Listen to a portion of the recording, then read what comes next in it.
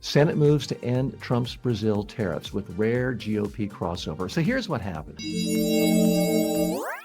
The Senate voted 52 to 48 to terminate President Trump's 50% tariffs on Brazil. A handful of Republicans crossed over, signaling bipartisan frustration with sweeping trade powers claimed under an emergency declaration. Now, this is new. This is what's exciting. According to the Times, this is the first of 3 votes planned to challenge the president's tariffs on Brazil, Canada, and a global rate affecting more than 100 partners. Senator Tim Kaine, the lead sponsor, framed it as a constitutional stand. He said, "Are we just going to allow the trade power, which is handed to Congress, or the war power, which is handed to Congress, or the appropriations power, which is handed to Congress, or the nominations, advice, and consent power, which is handed to the Senate? Are we just going to allow those powers to be taken over by this president or any president?" That's what Tim Kaine of Virginia said. Republican Senator Rand Paul, the sole GOP sponsor, and that is significant, hammered the emergency rationale. He said, quote, "Emergencies are like war, famine, and tornado.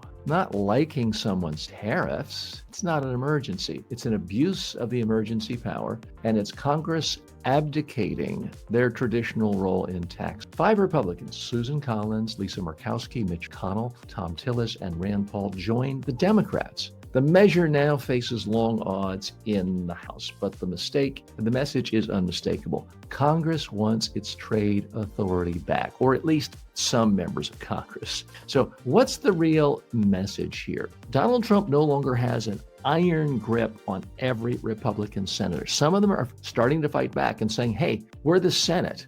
We're not lampposts. We're not dish rags. We have a role in this whole thing called government. And that's why they're voting against his tariffs in Brazil. Let's dig a little deeper here. To be clear, this vote is, I won't say it's completely meaningless, but it's not going to have an impact because there's no way Mike Johnson is going to even allow a vote on something like this unless he knows in advance Team Trump will win. So there are a few, and I'm going to use this gingerly and lightly, there are a few profiles of courage in the U.S. Senate.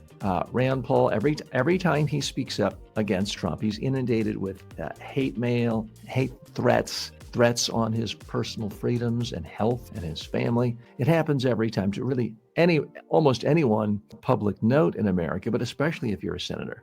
Tom Tillis did it once, and it drove him out of his seat. He had to announce he wasn't running for re-election the last time he did it. But now he feels a certain level of freedom. He's not running for re-election. Lisa Murkowski has openly talked about the fear of ever crossing Trump. And, Mitch McConnell is now 110 years old. And by all accounts, I'm exaggerating. By all accounts, he cannot stand Trump. So this is kind of a way of sticking it to Trump. So what is the real significance here? I think it's showing some cracks in what was just an ironclad wall of support for anything Trump does regarding tariffs or anything else. I do think it's significant that not 1, not 2, but 5 Republican senators voted to oppose Trump. Now, it was a fairly safe thing to do because they know the House is not going to pass it. But it's sending a clear message. Part of it is, I think, a number of Republicans are putting their finger in the wind. They're looking at the polling data, and they are sensing, whether it's through things like No King's Day or other aspects of our broader culture, that there is growing opposition to this administration and its attitude of breaking all norms whatsoever and doing whatever it wants. Let's look at some more of the facts of the story. Again, the vote was 48 to 52, voting to end the 50% tariffs put on the country of Brazil. This is one of a handful of votes that are going to come up on tariffs. Some of these senators have already said this is the only one where they are going to oppose Trump.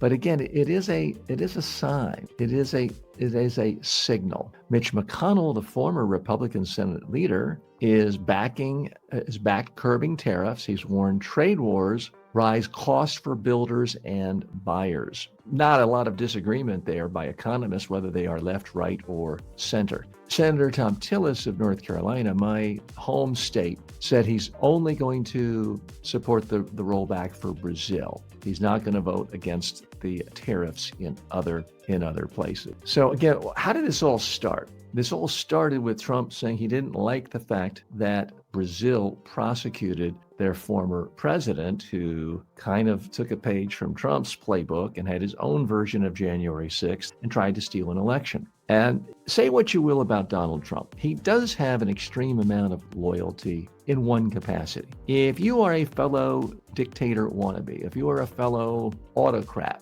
and you commit some aspect of criminality, Donald Trump's there for you. He does stick by you, and that's why he is sticking by Brazil, or by the former leader of Brazil, and trying to punish Brazil with these tariffs. So it's kind of a bizarre situation we're in. I'll be following this closely. I hope you will be as well.